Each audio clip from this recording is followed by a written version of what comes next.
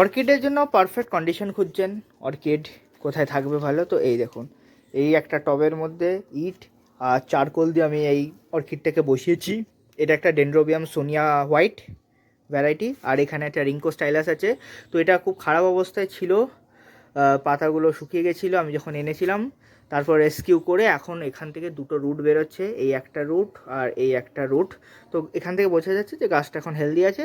Spring যখনই আসবে তখন গাছটা পারফেক্ট ঠিক হয়ে যাবে। তো এটাকে একটা উডেন বোর্ডের উপর আমি মাউন্ট করেছি। আর নিচে মেন অর্কিডের যেটা নিচে চাই সেটা হলো নিচে এরকম গাছ থাকবে বা নিচে এরকম ভেজা মাটি থাকবে। এতে কি হয়, এখান থেকে ওয়াটার পেপার উঠে এদেরকে হিউমিডিটি প্রোভাইড করবে, কেন এরা এক্সট্রিম হিউমিড কন্ডিশনে গ্রো হতে ভালোবাসে।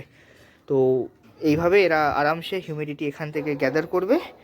আর দিনে দুবার স্প্রে যদি করে দেওয়া হয়, বাস এদের জন্য পারফেক্ট কন্ডিশন অর্কিডের জন্য পেয়ে যাবে। আর সকালে এরা হালকা একটা সানলাইট পায়।